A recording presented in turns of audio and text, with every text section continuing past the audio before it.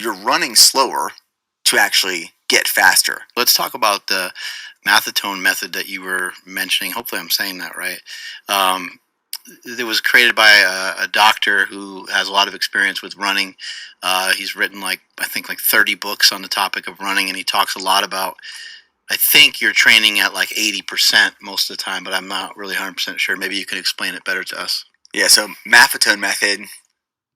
This is a formula that I had a coach that had me incorporate to get faster. And the goal is to build your aerobic foundation, your aerobic base, by running below your max aerobic heart rate.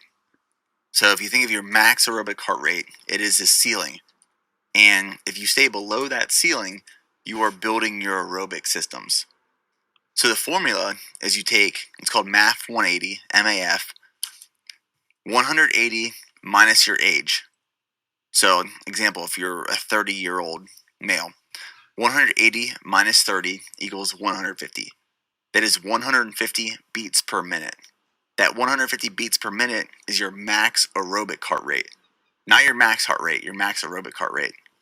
So that means when you go do your easy, slow base building miles, your heart rate should be below 150 beats per minute. And like we talked about earlier, I really don't recommend monitoring your heart rate through your watch because it's fairly inaccurate. So the best way to do it is if you get and I wear all Garmin stuff, but if you get like a Garmin chest strap heart rate monitor, goes around your chest, and the sensor goes on the center of your chest, and it syncs via Bluetooth to your watch, you can then watch your heart rate in an accurate way, real time. So about 80% of your runs should be aerobic, base building, below your max aerobic heart rate, and then about 20% of your training will be spent at a higher effort, higher heart rate, faster paces. Maybe you're doing some track intervals, you're doing some tempo workouts. That's like your refining speed work. 80-20 principle. So if I'm out on my Monday morning easy run, and the goal is for it to be easy and aerobic, what I would do is I'd sync my Bluetooth heart rate monitor to my watch. I would put the setting, and I'd have my route already pre-planned. I put my watch on a setting where I don't see my pace, I don't see distance, and all I see is heart rate. And then I'm running, and every 2, 3, 4 minutes, I'll just glance at my watch, make sure it's in that range, it's below my max aerobic heart rate, and I'll finish that run strong. So what it does is you're running slower to actually get faster. But think of your aerobic base as its foundation. And if you apply it to like building a house, you don't want to build a house on top of just dirt. You want to build a house on top of foundation. That foundation is 80% of your training. It's this aerobic base building. And the houses you put on top of the foundation are the tempo workouts, the track workouts, the speed workouts. That has been the biggest way I've improved my speed and my endurance, because there's this gray area. There's this gray area between, and it's what's considered, a lot of people are messing this up, where they're running their easy runs too hard and they're running their hard runs too easy. So if you find yourself in the middle there, where you're in between those two thresholds, where you're not running easy enough, you're not running hard enough, most people are doing endurance in that zone right there, which provides very little benefit to either. It's a dangerous spot to find yourself. And I've been there for a year, and I got no faster, I'll tell you that much.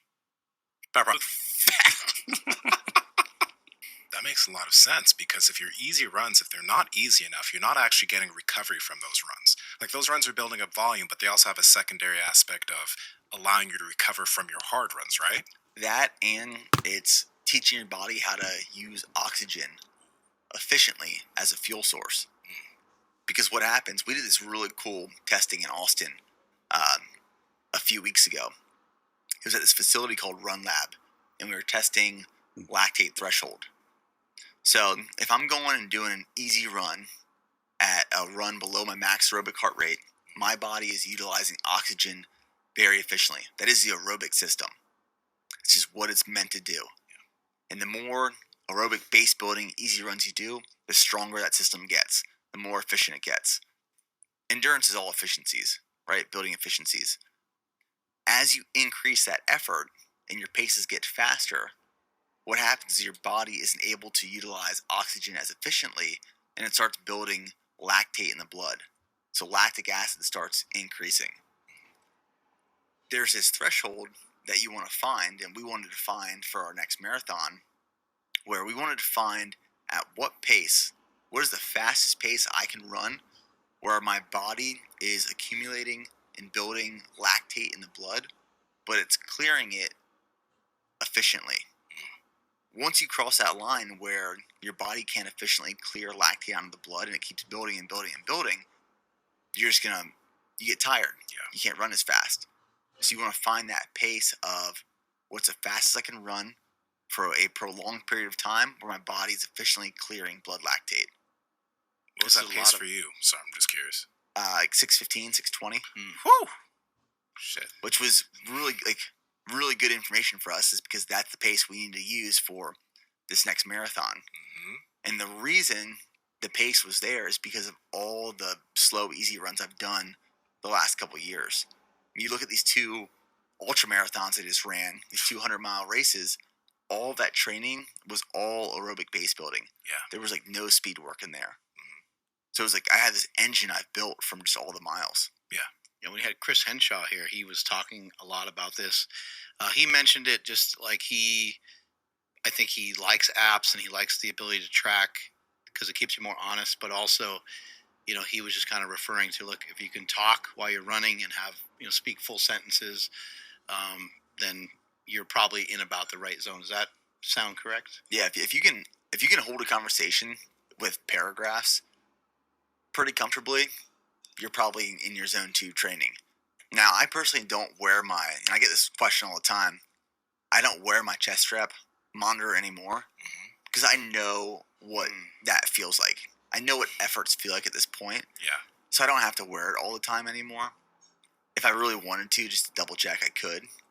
But I recommend in the beginning, it's a good decision. Is it maybe a little bit like, I don't know if you've experimented with nasal breathing, but is it a little bit like that? Like if you can breathe in and out of the nose comfortably, you're probably in the right spot? Or would it be just a little bit harder than that even?